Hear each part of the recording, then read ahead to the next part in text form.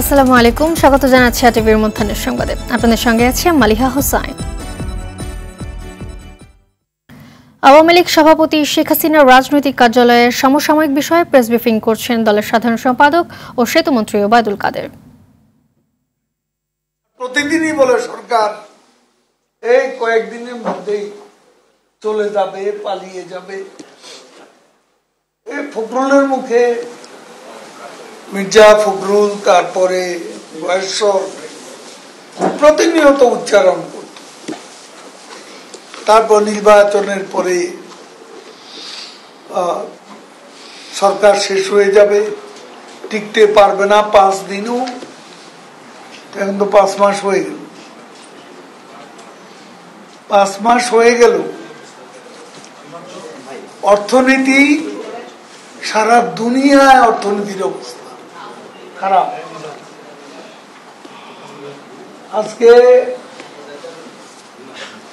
South আফ্রিকার মতো দেশ, সেখানেও আজকে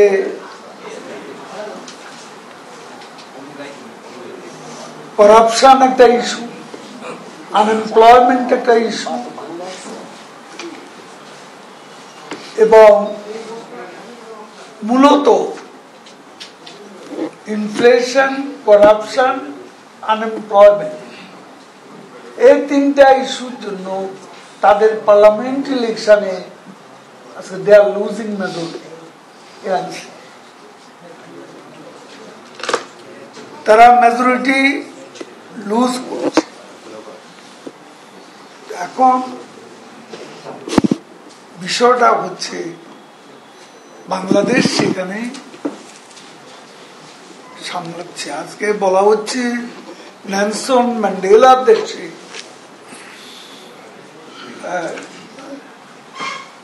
70% সম্পদের মালিক দেশে 30%, 70% সম্পদের সাউথ আফ্রিকা। আমরা তো সেখানে অনেক প্রতিকূলতার মধ্যেও একটা ভারসাম্য আমরা বজায় রাখতে পেরেছি। এতক্ষণ দেখছিলেন ওবায়দুল কাদেরের প্রেস ব্রিফিং এর অংশবিশেষ। বেশ কিছুদিন ধরেই অস্থির রাজধানীর কাঁচা বাজার। 7 টাকার নিচে মিলছে না কোনো সবজি। ঝড়ের আগেই দাম বেড়ে যাওয়া কাঁচামরিচ বাজার ভেদে বিক্রি হচ্ছে 200 থেকে 220 টাকা কেজিতে। প্রতিনিয়ত বাড়ছে ডিমের দাম। মাসখানেক আগে 35 থেকে 40 টাকা হালের ডিম বিক্রি হচ্ছে 52 থেকে 55 টাকা দরে। গেল 2 দিন ধরে কিছুটা নিম্নমুখী ব্রয়লার মুরগির দাম কেজিতে 20 টাকা কমে বিক্রি হচ্ছে 180 থেকে 190 টাকা। সোনালিকা মুরগি বিক্রি হচ্ছে 300 টাকা কেজিতে। আগের বাড়তি দামে বিক্রি হচ্ছে গরু ও খাসির মাংসের দাম। আর কোরবানির ঈদ সামনে রেখে মাস খানেক আগে থেকেই বেড়েছে সব ধরনের মশলার দাম। আমাদের কাছে 28-30টা আইটেম আছে। 28-30টা আইটেমের ভিতরে খালি 2-3টা সবজির দাম একটু বেশি, আর অন্যান্য সবজির দাম আগের মতনই আছে। আমদানি কম হইলে মরিচের দাম একটু বাইরে যায়, বেশি হলে দাম একটু কমে যায়। পাকিস্তানি 300 বা 290 অবস্থা চলতে আছে, আর ব্রয়লার 190 টাকা কেজি, আর আমনের লালটা চলতে আছে 320 টাকা কেজি। ইনকাম কিন্তু বেশি হচ্ছে না, কিন্তু দ্রব্যমূল্যের কিন্তু দাম বেড়ে যাচ্ছে। বাজার পরিস্থিতি জানাতে চট্টগ্রাম থেকে সরাসরি যোগ দিচ্ছেন সহকর্মী সাইফুল মাহমুদ। সাইফুল, বাজারে নিত্য পণ্যের দামের কি অবস্থা দেখতে পাচ্ছেন, জানাবেন আমাদের। যে মালিহা যেমনটি বলেছেন, আসলে নিত্যপণ্যের বাজার সবসময় ঊর্ধ্বমুখী, কোনোভাবেই নিয়ন্ত্রণ করা যাচ্ছে না। আমি যদি আজকে বাজারের কয়েকটা পণ্যের কথা বলে থাকি, আসলে যে পণ্যগুলো আমি সকালবেলা এসে জিজ্ঞেস করলাম বাজার যারা দোকানে আছে তাদেরকে, গরুর মাংস বিক্রি হচ্ছে চট্টগ্রামের বাজারে 1000 টাকা কেজিতে হাড় ছাড়া, আর হাড়যুক্ত গরুর মাংস বিক্রি হচ্ছে 850 টাকা। এই মুহূর্তে কিন্তু লবণাক্ততা পানির মাছ নাই বললেই চলে, যেহেতু 65 দিন বন্ধ ছিল সেই জন্য কিন্তু মাছ নাই, এবং সেই জন্য মিঠা পানির মাছের কিন্তু প্রচুর দাম, এবং মাছের যে পর্যাপ্ত সরবরাহ রয়েছে সেটাও কিন্তু এখন দেখা দিচ্ছে না, সেজন্য মাছের দাম বেশি। আর সবজির কথা যদি বলে থাকি, আসলে ভেন্ডি বিক্রি হচ্ছে 60 টাকা, পটল বিক্রি হচ্ছে 40 টাকা, লাউ বিক্রি হচ্ছে 60 থেকে 70 টাকা, এবং কাঁকরোল বিক্রি হচ্ছে 80 টাকা। যদি বলি আসলে সব ধরনের সবজির দামই কিন্তু আসলে মোটামুটি ঊর্ধ্বমুখী, এবং সেই সাথে পেঁয়াজ, দেশি পেঁয়াজ বিক্রি হচ্ছে 80 টাকা, ভারতীয় পেঁয়াজ বিক্রি হচ্ছে 82 টাকা, রসুন বিক্রি হচ্ছে 205 টাকা, আদা বিক্রি হচ্ছে 195 টাকা থেকে 200 টাকা। এবং এলাচ মানভেদে এলাচ বিক্রি হচ্ছে 3200 টাকা, 3400 টাকা, 3600 টাকা, 3 প্রকারের এলাচ রয়েছে। যারা সাধারণ ক্রেতা রয়েছেন তারা কিন্তু বলছেন এই মুহূর্তে কিন্তু আসলে সবকিছু দামে ঊর্ধ্বমুখী। তারা অভিযোগ করেছেন যে সঠিকভাবে বাজার মনিটরিং ব্যবস্থা না থাকার কারণেই কিন্তু আসলে বাজার পরিস্থিতি এরকম বলে অভিযোগ করেছেন। আসলে কবে নাগাদ আসলে বাজারের এই নিত্যপণ্যের দাম স্থিতিশীল অবস্থায় আসবে এটা কিন্তু বোঝা যাচ্ছে না। তবে যারা সাধারণ ক্রেতা আছে তারা মনে করছেন আসলে বাজার পরিস্থিতি নিয়ন্ত্রণ করা দরকার। যেহেতু নিয়ন্ত্রণ করা হচ্ছে না সেজন্য কিন্তু দাম খুবই ঊর্ধ্বমুখী। এবং আরেকটা বিষয় জানিয়ে রাখি, সেটা হচ্ছে যে ডিমের বাজার। সাদা ডিম বিক্রি হচ্ছে 140 টাকা থেকে 42 টাকা এবং লাল ডিম যেটা সেটা বিক্রি হচ্ছে 145 টাকা থেকে 147 টাকার মধ্যে। তবে গত সপ্তাহে ডিম বিক্রি হয়েছিল 140 টাকা থেকে 135 টাকা।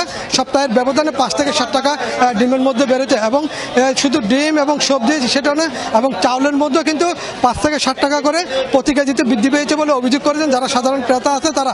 তবে কবে নাগাদ আসলে এই বাজার পরিস্থিতি ঠিক হবে বোঝা যাচ্ছে না। মালিহা, বাজার পরিস্থিতি নিয়ে এটাই ছিল আমার কাছে এই মুহূর্তে সর্বশেষ তথ্য। ধন্যবাদ আপনাকে। সিলেটে বিপদসীমার উপর দিয়ে বইছে সুরমা ও কুশিয়ারা নদীর পানি। সুরমার পানি বেড়েছে 99 সেন্টিমিটার আর কুশিয়ারার পানি 209 সেন্টিমিটার বেড়েছে। জেলার গোয়াইনঘাট ও কানাইঘাটে নিম্নাঞ্চল প্লাবিত হওয়ায় পানিবন্দী হয়ে পড়েছে এসব এলাকার মানুষ। সিলেটে রাত থেকে বৃষ্টি না হলেও আবহাওয়া অফিস জানিয়েছে আজ বিভাগের বিভিন্ন জায়গায় অস্থায়ীভাবে দমকা হাওয়া সহ বজ্রবৃষ্টি হতে পারে। বৃষ্টিপাত ও পাহাড়ি ঢলে সুনামগঞ্জেও বাড়ছে নদ নদীর পানি। পানি প্রবেশ করায় প্লাবিত হচ্ছে হাওড় অঞ্চল। এই সময় হাওড়ে পানি বাড়া স্বাভাবিক হলেও নদী তীরে লোকজন বন্যার আশঙ্কা করছে। সুনামগঞ্জে পানি উন্নয়ন বোর্ডের নির্বাহী প্রকৌশলী মামুন হাওলাদার জানান, পাহাড়ি ঢলের পানিতে সুনামগঞ্জের সব নদ নদীর পানি বাড়লেও আতঙ্কিত হওয়ার কিছু নেই। এ বিষয়ে আরো জানাতে সুনামগঞ্জ থেকে সরাসরি যোগ দিচ্ছেন সহকর্মী বিন্দু তালুকদার। বিন্দু, নদ নদীর পানি বাড়ার বিষয়ে সবশেষ কি তথ্য রয়েছে আপনার কাছে জানাবেন?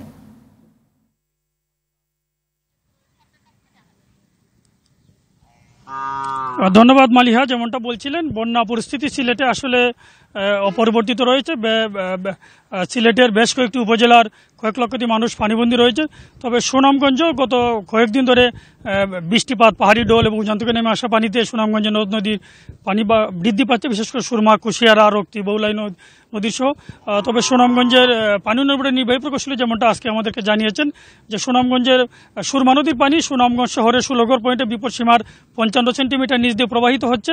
আরেকটি তথ্য জানিয়ে রাখতে চাই, বৃষ্টিপাত সুনামগঞ্জে কম হয়েছে। আজ সকাল 9টা পর্যন্ত গত 24 ঘন্টা সুনামগঞ্জে 15 মিলিমিটার বৃষ্টিপাত রেকর্ড করা হয়েছে। আর একটু সুনামগঞ্জের জন্য একটু খুশির খবর বলা যায় যে আজ আসলে দিনে কোনো বৃষ্টিপাত হয়নি, রৌদ্রোজ্জ্বল আবহাওয়া বিরাজ করছে। তাই সুনামগঞ্জবাসী মনে করছেন যদি বৃষ্টিপাত না হয় এবং পাহাড়ি ডোল যদি কম হয় এবং চেরাবন্দির পাহাড় থেকে যে পাহাড়ি ডোলের পানি আসে সেটা যদি কম আসে তাহলে সুনামগঞ্জে আসলে বন্যা পরিস্থিতি হয়তো সৃষ্টি হবে না। এদিকে বন্যা পরিস্থিতি মোকাবেলার জন্য সুনামগঞ্জ জেলা প্রশাসন ব্যাপক প্রস্তুতি নিয়েছে। জেলা প্রশাসক রাশেদ ইকবাল চৌধুরী আমাদেরকে যেমনটা জানিয়েছেন যে প্রতিটি উপজেলায় নিয়ন্ত্রণ কক্ষ চালু করা হয়েছে। কোথাও যদি পরিস্থিতি অবনীত হয় জেলা প্রশাসন উপজেলা প্রশাসনকে জানানো। এছাড়া পরিস্থিতি মোকাবেলা সব ধরনের প্রস্তুতি রয়েছে সুনামগঞ্জ জেলা প্রশাসনের। মালিহা, সুনামগঞ্জ থেকে এই ছিল সুরমা সহ অন্যান্য নদ নদীর পানি সর্বশেষ পরিস্থিতি। ধন্যবাদ আপনাকে। বিশ্ব তামাক মুক্ত দিবস আজ। Protecting children from tobacco industry interference বা তামাক কোম্পানির হস্তক্ষেপ প্রতিহত করি, শিশুদের সুরক্ষা নিশ্চিত করি প্রতিপাদ্যে বাংলাদেশেও পালিত হচ্ছে দিবসটি। রাষ্ট্রপতি মোহাম্মদ শাহাবুদ্দিন ও প্রধানমন্ত্রী শেখ হাসিনা আলাদা বাণী দিয়েছেন। বর্তমানে পৃথিবীর 125টিরও বেশি দেশের প্রায় 4 মিলিয়ন হেক্টর জমিতে তামাক চাষ হয়। শীর্ষ তামাক উৎপাদনকারী দেশগুলোর বেশিরভাগই নিম্ন ও মধ্যম আয়ভুক্ত দেশ। পৃথিবীব্যাপী উৎকৃষ্ট মানের জমি ক্রমবর্ধমান হারে তামাক চাষে ব্যবহৃত হওয়ায় খাদ্য ফসলের জমি কমে যাচ্ছে। এসব জমি খাদ্য ফসল ফলানোর কাজে ব্যবহার করা গেলে বিশ্বে খাদ্য নিরাপত্তার সংকট মোকাবিলায় গুরুত্বপূর্ণ অবদান রাখা সম্ভব।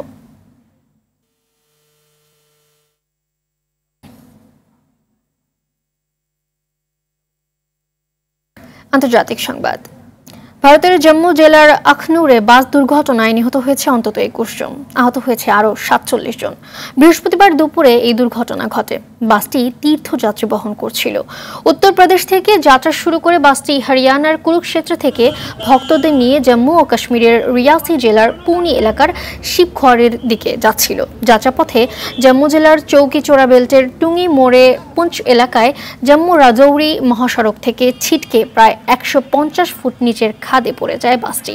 পুলিশের এক মুখপাত্র জানিয়েছে, আহতদের মধ্যে 7 জনকে আখনুর হাসপাতালে এবং 40 জনকে জম্মুর সরকারি মেডিকেল কলেজ হাসপাতালে ভর্তি করা হয়েছে। জাপান সাগরে একের পর এক স্বল্প পাল্লার ব্যালিস্টিক ক্ষেপণাস্ত্র ছুড়েছে উত্তর কোরিয়া। বৃহস্পতিবার ভোরের দিকে এসব ক্ষেপণাস্ত্র ছোড়া হয়, যা 350 কিলোমিটার দূরের লক্ষ্যবস্তুতে আঘাত হানতে সক্ষম। এই ঘটনাকে উস্কানিমূলক উল্লেখ করে শীঘ্রই এই বিষয়ে যুক্তরাষ্ট্র ও জাপানের সঙ্গে আলোচনা করার কথা জানিয়েছে দক্ষিণ কোরিয়া। এই ঘটনার তীব্র নিন্দা জানায় জাপানও। 2016 সালে উত্তর কোরিয়ার পরমাণু ও ব্যালিস্টিক ক্ষেপণাস্ত্র প্রকল্পের ওপর নিষেধাজ্ঞা জারি করেছিল জাতিসংঘের নিরাপত্তা পরিষদ। তবে সেই নিষেধাজ্ঞাকে পাত্তা দিচ্ছে না কিম জং উন। আজ এই ইস্যুতে জরুরি বৈঠক ডেকেছে নিরাপত্তা পরিষদ।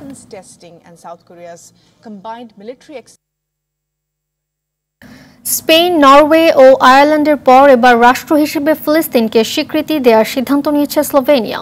বৃহস্পতিবার দেশটির প্রধানমন্ত্রী রবার্ট গোল্ব এই ঘোষণা দিয়েছেন।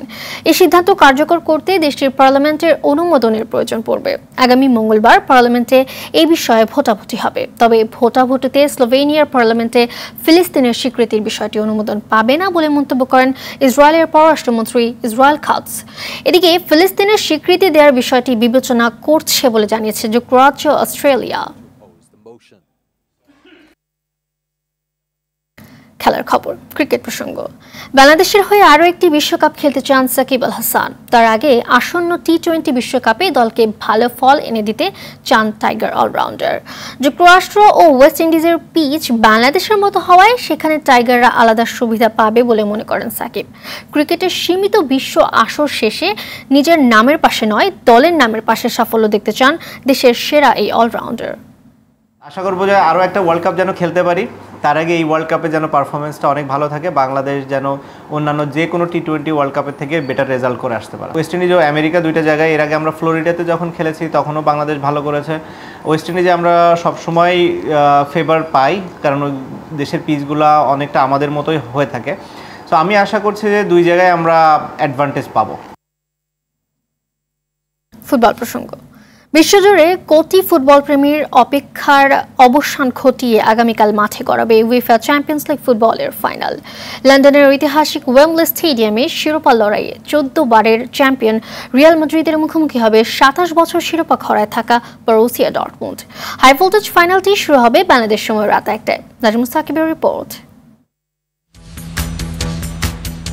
চ্যাম্পিয়ন্স লিগের সর্বোচ্চ 14টি শিরোপার মালিক রিয়াল মাদ্রিদ, তাই ইউরোপীয় ক্লাব ফুটবলের শীর্ষ আসরটির রাজা হিসেবে লস ব্লাঙ্কোসদের বরণ করে সমর্থকরা। মৌসুমের শুরুতে চিরপ্রতিদ্বন্দ্বী বার্সেলোনাকে হারিয়ে স্প্যানিশ সুপার কোপায় শিরোপা উল্লাস শুরু করেছিল ভিনিসিয়াস রদ্রিগোরা। চলতি মাসে স্প্যানিশ লা লিগায় শিরোপা ঘরে তুলেছে আনচেলত্তির বাহিনী। এবার চ্যাম্পিয়ন্স লিগের 15তম শিরোপায় চোখ মদ্রিচ ক্রুজদের।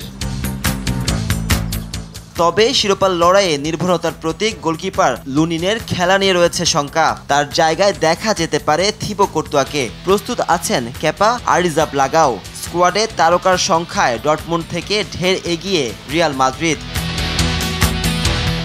এদিকে 1997 সালের পর চ্যাম্পিয়ন্স লিগের শিরোপা ছুঁয়ে দেখা হয়নি বরুসিয়া ডর্টমুন্ডের। 2013 সালে ফাইনালে খেললেও সেবার রানার্স আপ হয়ে সন্তুষ্ট থাকতে হয় জার্মান ক্লাবটিকে। এবারে মৌসুমে সবাইকে চমকে দিয়ে আবারও চ্যাম্পিয়ন্স লিগের ফাইনালে পা রেখেছে Borussia Dortmund. Mats Hummels, Marco Reus, Niclas ফুলক্রোগরা আরও একবার জ্বলে উঠতে পারলে 27 বছর পর ইউরোপীয় শ্রেষ্ঠত্বের মুকুট পুনরুদ্ধার করতে পারবে ডর্টমুন্ড। নাজমুস সাকিব, RTV। মধ্যাহ্নের সংবাদ এ পর্যন্তই। সবশেষ সংবাদ জানতে যে কোনো মোবাইল ফোন থেকে 24141 নম্বরে ডায়াল করুন। দুপুরের সংবাদ 2:15টায় দেখার আমন্ত্রণ রইল। ধন্যবাদ সবাইকে।